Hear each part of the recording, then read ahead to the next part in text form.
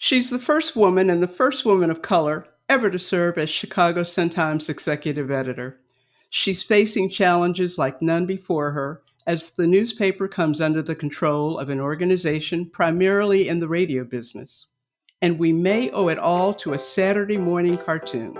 I loved Teenage Mutant Ninja Turtles when I was young, and and loved April O'Neil, which I now know, she's not maybe the best model for journalism, but the truth is, I saw this like woman, though she was a cartoon, doing this job and being able to kind of like talk to all different kinds of people and turtles, and also loved her yellow jumpsuit and just wanted to do that.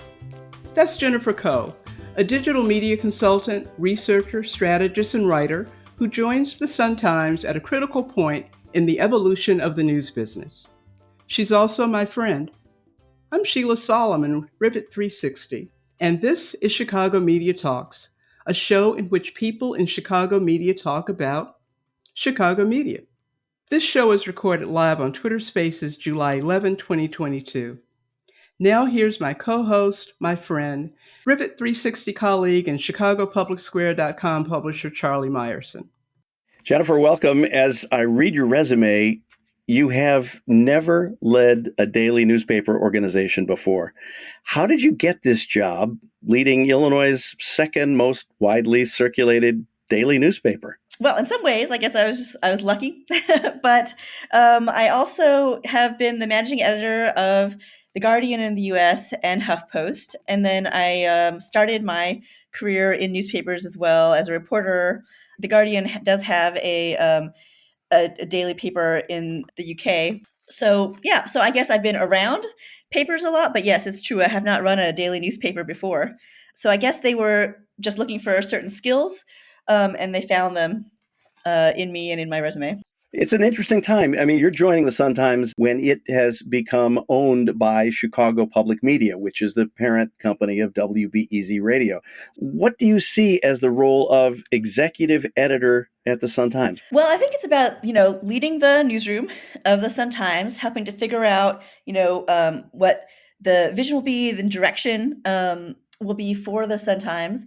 And then also helping to figure out like the best ways of collaborating and working together with our colleagues and our new sister publications. So Jen, are there 5 things on your to-do list, your newsroom to-do list, that you can share with us?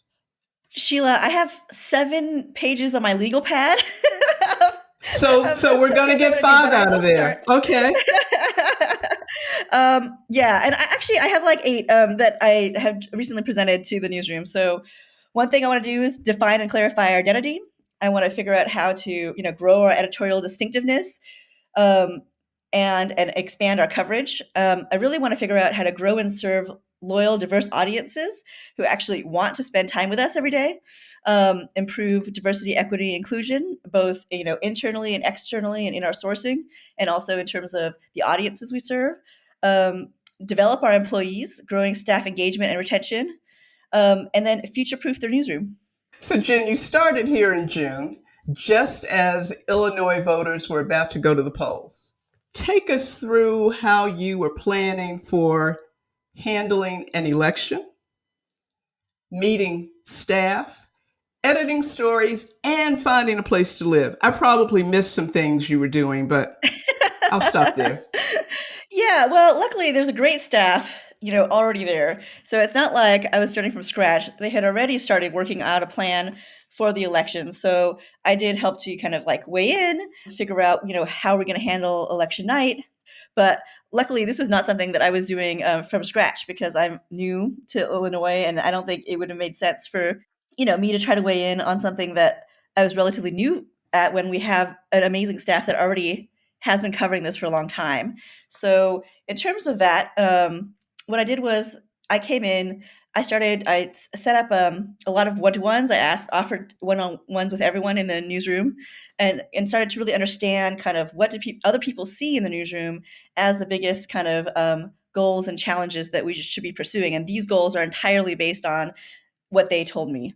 And then, of course, there were some things that happened, Roe versus Wade getting overturned, the elections, and of course the Highland Park shooting. So there's a lot of actual news happening too. And so having to kind of figure out how we're going to kind of coordinate that stuff, how we're going to distinguish that coverage, how can we kind of set up a sort of immediate kind of SOS plan to kind of shore up the newsroom and stuff while I'm kind of not fully there, and then also look for a place. So luckily, my husband took on a lot of the duties of looking for a new place, and then when he had found some options, I did go and see them. So I did manage to kind of get all of that done. Yeah, in the 3.5 weeks when I was in Chicago. So you're building or rebuilding the airplane mid-flight. Pretty clearly, that's a tough job for anybody. Right. Jen has lots of experience in the digital world at the Huffington Post and the Guardian, among other places. How does what you experienced in roles like that inform what you see ahead for this traditionally print organization, the Sun-Times? I think part of this is being totally aware of what I know and what I don't know, and being humble enough to ask the people who are experts at this within the newsroom and externally too. Well, what are things that we could be doing better? But the other part of it is that the print operation has been running well, and in fact subscriptions are up, and everything, and so I think part of why I was hired was because of the digital experience that I bring, and because people see that as a big opportunity. I know that kind of that's where I have a lot of experience, and so I'm obviously putting a lot of thought into there and my own expertise in there, and then I'm spending a lot of time trying to get to know the parts that I don't know and understand what do the people who have been doing those roles and the people who have been consuming that product actually want. And so I think the part of what I bring to the table here from my previous roles is a real focus on kind of audiences, both the current audiences that an organization serves and the prospective audiences that an organization wants to serve. And I think that that's a big part, again, of how I envision sort of my role and what I want to do at the Sun Times, sort of making sure that we understand more and have many more different pathways for feedback and things like that between the community and the newsroom, and then finding a way to instill those voices directly into the editorial vision and strategy and the day-to-day work. And so I think that is actually the same kind of regardless of the medium. I think it's really important to actually serve the community and to be part of the pulse of that, to really understand what people like and don't like and want and don't want from you, and do the best that you can, based on centering that audience and the community. I got a question in advance from an ex-member of the Sun-Times team who is curious, and this is sort of a follow-up to what you just said. I'm quoting here: "Newspapers are a dying industry. What's the most radical idea that you would consider?" Really, everything's on the table at this point. As I said, I really want to be basing these ideas on what the community actually needs and how we can best serve the community that we're in. So I haven't done a listening tour yet, but I am planning on, really connecting with different parts of the community, all different types of, hoping to, talk to different potential community partners, appear at different events, go to different neighborhoods, all of that stuff, with other people in the newsroom, to really hear what it is that people want. And then we'll starting the brainstorm from a place of what is it that our actual goals are in terms of serving our community. What do people actually want to hear from us? So I guess I'm open to to lots of different radical ideas, but it's hard to know what the most radical thing is that I will accept at this point, because we haven't had the chance yet to even hear from the people that I want to be centering this work in, if that makes sense. It does. I'll press you just a little more. Can you toss out maybe like one radical idea that you think is worth discussing? Well, I think actually basing our editorial strategy on the community and audience needs is a radical idea that could change almost everything about how the journalism is done. Right now, there's not many ways for people to tell us to interact with the journalists, right? Reporters will go out and find sources and stuff like that. And we do have a kind of question of the day on Facebook, and we have people can write a letter to the editor. But I would say, at the Guardian and at HuffPost, I worked on a lot of different projects that really help to get these voices into the newsroom every day, such as like we had comments, right? We have lots of events and meetings where people can just openly talk to us. And it's like a two-way conversation and not like, like a webinar or something like that. That's more one way. And we also kind of had we were working on like sentiment trackers and things like that to see how people feel about different content. We had obviously membership that was really focused on kind of, again, lots and lots of different points of feedback. So I think there's so many different ways this could go. But I really want to base it on, how do people actually want to communicate with us and make sure that they have an opportunity to be part of our strategy and part of, our storytelling. What do you think about something that I know has been a thorny issue for many news organizations around the country? What do you think about staff members engaging with one another and with readers on Twitter? Yeah, I mean, social media is a huge, like, probably the top way, right, that digital audiences are getting their news today. So I do think it's important to engage with audiences on Twitter.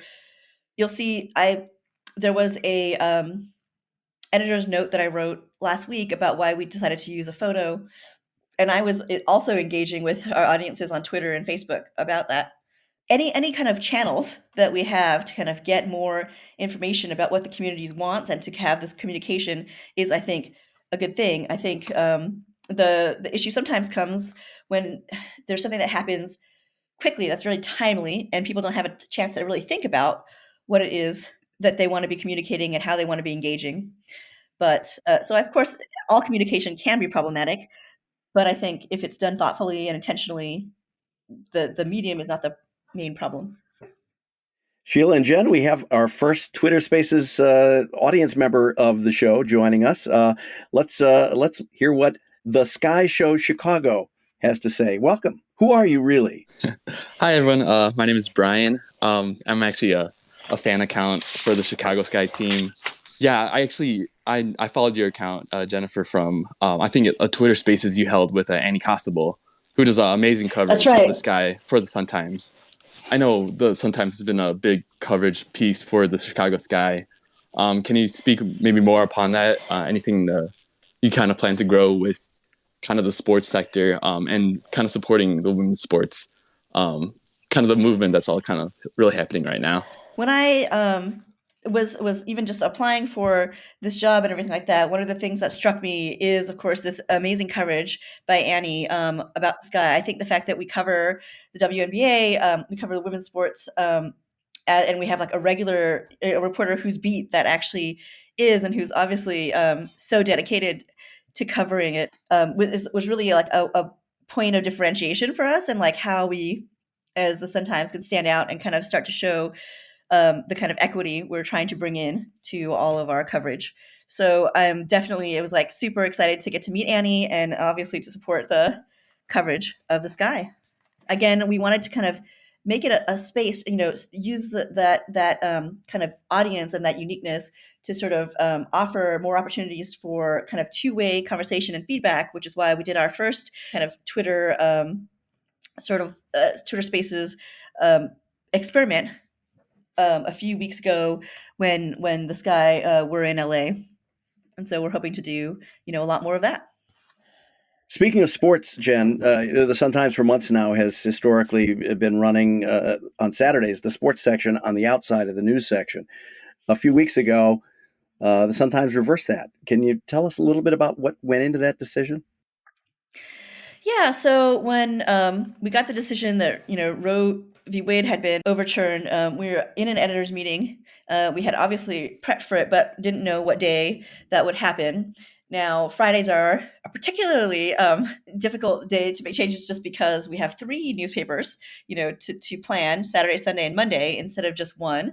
And we were also short-staffed that day. So we were trying to figure out, well, what's the best we can do at this time? Where can we make the biggest impact and really help our readers understand the impact of this in Chicago and Illinois? Well, actually, a couple of people raised that, the next day was Sports Saturday and we would normally have the wrapper and what could we do? So I spoke with Nakia, the CEO, and we called a meeting with circulation and people who kind of manage the logistics of getting our paper to print and add head and everything, and we talked about what we could do about that, and everyone decided that we were able to, put the sports wrapper on the inside for this historic day, since it was such an important decision and one of the most historic, and important decisions probably in at least my lifetime on the Supreme Court. Coming up, the deal with Chicago Public Media, parent company of WBEZ, has given the Sun-Times a new lease on life. Want to hear the next episode of Chicago Media Talks live? We love to take audience questions, so follow us on Twitter to get notified when we record the show and even join the conversation. Jen, what went through your mind the first time you heard about Chicago Public Media buying the Sun-Times? Oh, I thought it was very, very interesting. I thought it made a lot of sense because of the, different audiences. I think the first emotion was just kind of relief. I was like, oh, this is so great that the Chicago Sun-Times will still be able to, operate, thrive, and get support. And it kind of made a lot of sense to me in terms of the business model. So now that Sun-Times is no longer competing with Chicago Public Media and WBEZ, who's your competition? There's a lot of competition in Chicago. Chicago is lucky to have not only, two newspapers, the Trib as well, but also, gets covered by a lot of other, national organizations. ProPublica's also been active, and other kind of places are starting to cover it. But also, in term, what I've been finding is in a lot of the different neighborhoods, there are also separate, different local or hyper local publications. Block Club Chicago, obviously, I'm obsessed with, is amazing. I think Southside Weekly is fantastic. I love Tribe. I think there's just so many, and there's so many publications actually in Chicago that I haven't even started to, been able to start to get to know. So I think there's a lot of, different publications that at different times could be competitors, but I'm also hoping could also be partners. As part of the acquisition by Chicago Public Media, the Sun-Times is now a nonprofit organization.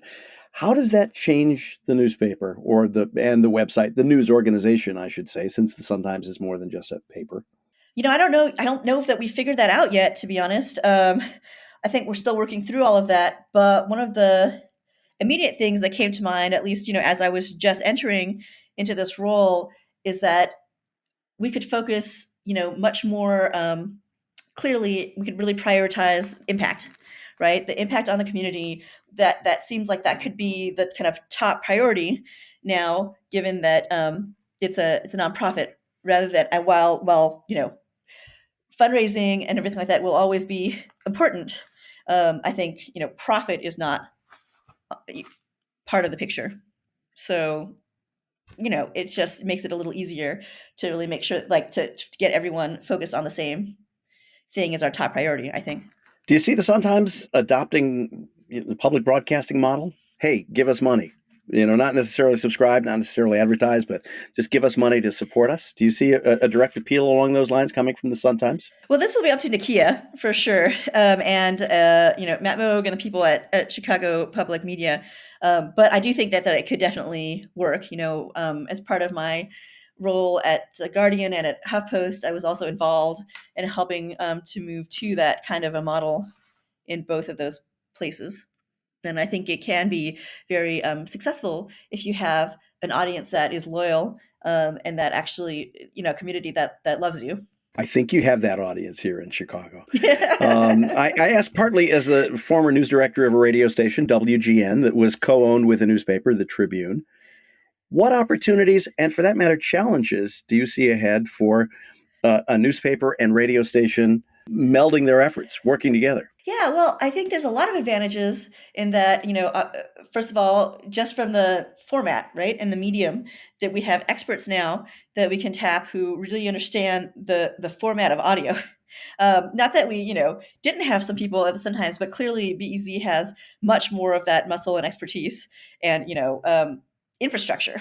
I think we naturally have different paces that our newsrooms are kind of accustomed to working in. And so, for instance, with the Highland Park shooting, we were able to connect right away, kind of exchange what we were thinking in terms of our, budget lines, and figure out like where we could kind of differentiate. And I felt like it allowed us to do different things at the same pace, like really report the kind of TikTok of what's happening right now and what do people really need to know right now, like what parades are shut down, like what is happening, where's the shooter, all that sort of stuff.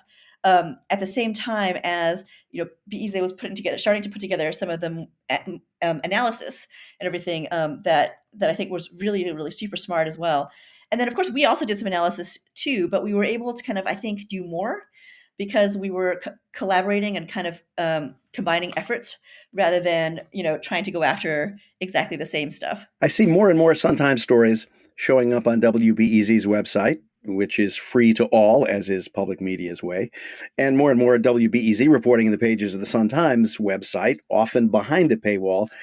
As these two organizations combine, who's deciding? How will the decisions be made regarding what's free and what's not on the web? Well, right now, it's just that we have two different models, right? And we still haven't figured out exactly how they're going to be sort of integrated and have not, kind of taken some of those steps yet. But so right now, it's just about like, well, we have different audiences. What kind of work do we think will also serve the different audiences that we have? So if BEZ does something that we think at the Sun-Times that our audience should also know about this and would also appreciate this, and it's additive, to our coverage. Like we have no problems bringing that over and offering more to our audience. And then the vice versa, I believe, is also true, and that's why you've kind of been seeing this now in terms of figuring out like ultimately, are we going to continue to charge and have a paywall? Again, I think that's a conversation that is happening, but I mean, while I think I have a voice in the decision, it's not ultimately my decision. I'm responsible for the editorial, and then Nikia, who's the CEO, would be responsible for the revenue. And here's another question passed on from an ex-Sun-Times team member. What about resurrecting all the Sun-Times archives, many of which have disappeared in a series of website updates? Oh, I love this idea. I think there's a lot of people who would really love to make the most of the content we already have, and to be able to kind of reference it also, as new things come up to add additional context. I think I haven't yet, been able to figure out exactly what it would take to do this, and so I think it's really a matter of what can we actually accomplish in different certain periods of time to kind of get us there. So I don't actually know yet, what it would actually take to do that. But I'm definitely for the idea. Love the idea of doing more with our archive and making it easier to kind of search and find stuff and to kind of like resurfacing historical content at the right time when there's when it's relevant again, which is very often because everything has a reason. Like how we got here is part of really almost every story, or should be, right? So yeah, love the idea. I met you a few years ago at the Journalism and Women's Symposium Conference, which is also known as JAWS Camp. Yay! What attracted you to journalism? I'll say I have two answers to this question, and both are true. One is that I loved Teenage Mutant Ninja Turtles when I was young, and loved April O'Neil, which I now know, she's not maybe the best model for journalism. I wouldn't say that's who I'd want to have been my role model. But the truth is, I saw this woman, though she was a cartoon, doing this job and being able to kind of like talk to all different kinds of people and turtles, and also loved her yellow jumpsuit and just wanted to do that. Hey, you're not alone. You, me, Peter Parker, Clark Kent. Those are all inspirations for all great journalists, as far as I'm concerned. Right, and so I have to be honest and fess up to that. And then the other one is that our parents are immigrants from Indonesia, and from the time I was really young, they told me about what it was like to grow up in a country that had not had free press when they were growing up. My dad died when I was young, but I still remember some of his stories about this, about what it was like, and about the people who, because there wasn't a free press, who were sometimes disappeared for trying to do their jobs, including one of his friends. So it really stuck with me, the idea that if you don't have information that we just take for granted about what's happening, it's actually really hard to make the best decisions for your own life, for your families, for your community. It's really hard to overstate the importance of that. And so, it was something that I was already kind of, I guess, inclined to think of as really important work. And then I met, April O'Neil. You had a column published in May in which you wrote about the inequity of the job search. What are some of your ideas for addressing this issue as you look at hiring for the Sun-Times? I actually I have a piece coming out actually that talks about some of this stuff in Editor and Publisher. And I'm even trying to remember my own advice and having some trouble because I wrote it such a long time ago. But actually, about how you can kind of make it a little bit easier for people to plan ahead.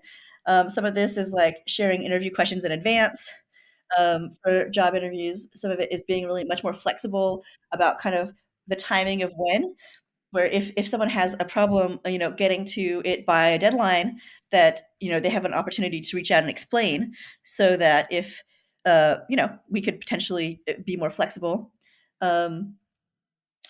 Yeah, and then also being really, really aware of the kind of unpaid work that we're asking for as part of the application process, which was something that I ran into a lot myself as an applicant.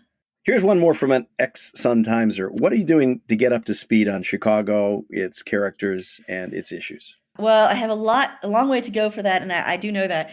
I mean, part of what I've been doing is just talking to as many people as possible. Obviously, first of all, in the newsroom in the last few weeks when I was in Chicago, but also, everyone that people want to introduce me to externally. I've been trying to, read a lot, read all these different publications I can get my hands on, read a lot of books, including one by Leave Bay, who I realize is listening on here today. He was nice enough to give me a signed copy of his book. So I'm trying to do it all. I'm trying to just kind of cram every different way I can to get kind of historical perspective, to kind of talk to people, who live there now, and also, get to know based on the expertise that's already in the newsroom, about what matters to Chicagoans. But I do know, like I said, that I still have a lot to learn, and I think it's going to be a constant, lifelong journey. I'm going to constantly be wanting to kind of keep my ears open, keep my eyes open, and keep learning. Jen, I got to warn you, as a newbie to Chicago, pronunciations here are weird, and Chicagoans can be, let's say, particular about them. And if you're up for it, and this is a little unfair because you're new to Chicago and you're still getting settled here, I know, I thought we might forearm you with a few of the region's more unusual names and pronunciations, in this case picked from Rivet's staff training documentation. Full disclosure, I moved to Illinois when I was 13. No shortage of these messed me up early on in my radio career. So here's the deal. I'm going to spell them, and you can either wow us with your knowledge of what the late Chicago columnist Mike Royko called Chiconics, or you can take a pass, which is an honorable thing. Good journalists are willing to admit they don't know what they don't know, and then they do their research and come back. You can take a pass, and then I will just give you the answer. So if you're ready, are you ready? I'm going to try these. I'm sure I won't know how to pronounce any of them from actual knowledge, so it's going to be kind of all guesses. And also, I'm actually not great at pronouncing things to begin with, so I think it's really important to know this. So I really appreciate your giving me this education. All right, this is a street on the north side of Chicago, Devon. You can take a stab, or you can take a pass. Well, I guess it's not pronounced Devon, because otherwise you wouldn't have brought it up. Exactly. So I'm just going to guess Divine. Devon it is. Ding, ding, ding. Wow. Here's one. Honore. This is another street. Wow. Well, I would pronounce it normally Honore. You would be correct. You should stop right there. You nailed it. All right. Clearly, these are all lucky guesses. You're in tune with Chicago already. All right. Here's another. This is both a suburb and a street in the suburbs. L.A. space Grange. And passing is an option. LaGrange? You are batting 1,000 here. All right. Now we get into the tough stuff. This is a street. This is a north-south street in Chicago. Paulina. So my instinct would be to pronounce it Pauline, but since you're asking me, maybe it's Paulina? You are very good. Chicago is embracing you right now. All right. This is a neighborhood in Chicago. Hegewishh. Hegewishh.